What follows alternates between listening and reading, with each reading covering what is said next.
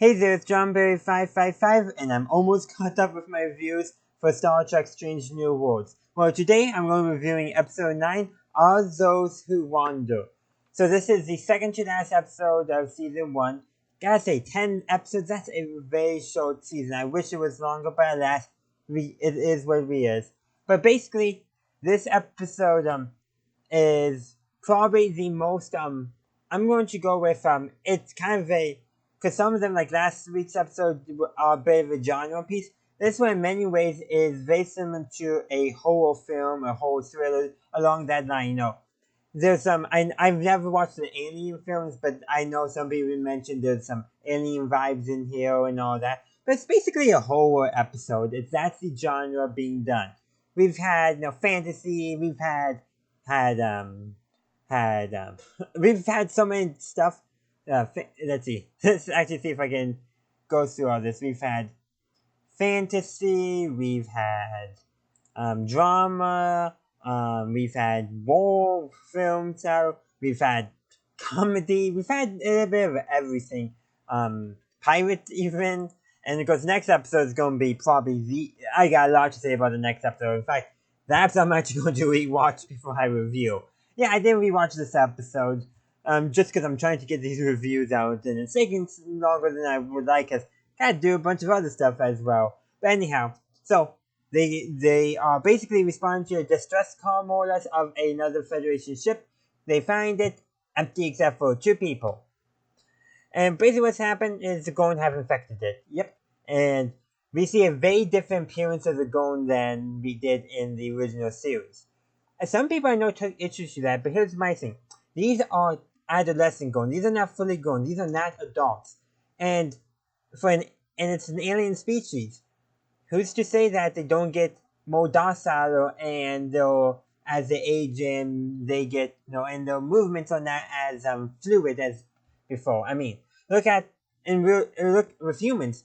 Children are generally more active than adults, but children and adults generally have more mobility than senior citizens. Perhaps there's Gorn, it's more in the adult phase where they're the least mobile. It's like, it's all that, it's an alien species, so things don't always have to follow the same line as a human. So I had no problem. In fact, you can even speculate, I know this was the case in beta canon, that the Gorn are just a bunch of different species that just go by the same name. I mean, who knows? Something like Mrs. Indy in that case. Who knows? It really doesn't matter is what I'm saying. But yeah. Of course, this episode has a few key things. Like, we're introduced to 2 brand new characters, and they're being treated like they have always been in there. Star Trek, please stop doing that. Every time you do that, we know those 2 characters are going to die. It's the way it has always been. Put in the original series, put them in a red shirt, yeah, they're probably going to die unless they're one of the main characters. A character in another color uniform, and we get to know them, yeah, there's a good chance they're probably going to be die, or somehow going to end up being the bad guy in the episode.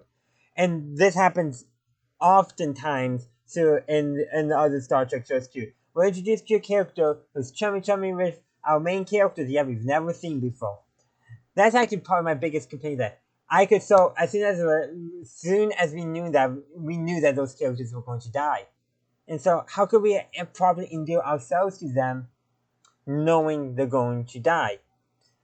Granted, they do also give us a depth that's much more impactful with the chief engineer. Why can't I remember his name?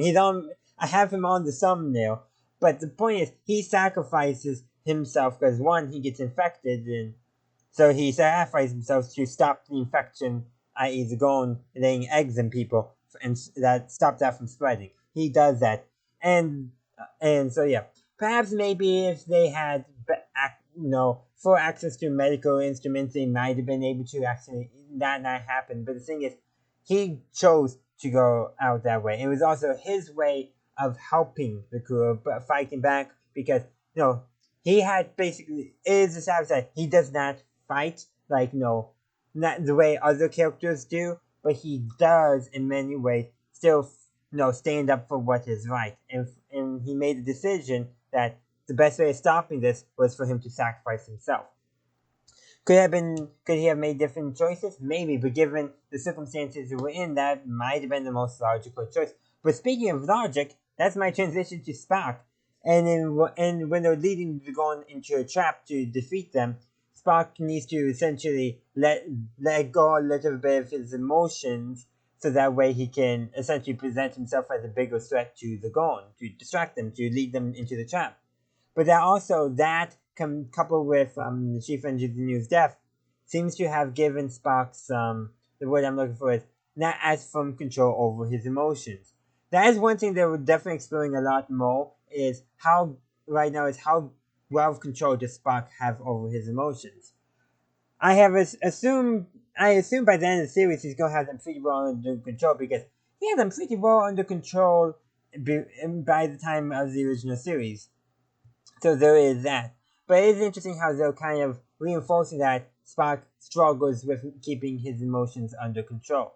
And in this episode, they're giving, he had to let loose a little bit so they could survive, but also throwing in a character's death, a character who, the chief engineer, who we have seen multiple times to have been a friend of Spock's. And they hung out, they knew each other, they even, and remember in, I think it was episode 1, they basically hazed a whole together, minor hazing, not like the danger stuff that your military sometimes do, but more the minor stuff, like, just using each other's, actually just pre-communicated what they were going to do, and so they pretended one thing, and picked up on it right away, and they admitted it right away, so that tells you something. But yeah, that's kind of my overall thoughts of the episode. I thought it was a pretty good episode overall. I just kind of wish those two minor characters that were introduced like we had always known them. Why? They could have done it so much better. Maybe have us get to know them over the course of the episode. That would have been slightly better. Should we get to know them a little better, but have them be two characters who, they don't treat them in the opening like we know who they are and always have. No, have us get to know them over the episode.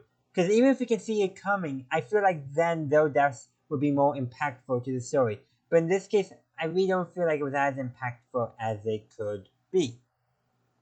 But that's my overall thoughts of this episode. I hope you enjoyed it. And please let me know, what did you think of this episode of Star Trek Strange New Worlds? I would love to hear from you. So thank you for watching. If you haven't done so already, feel free to like, upvote, share, subscribe, follow, heart. You know the drill. Check out the links down below. And as always, have a good day, a good night, wherever you are. Live long and prosper.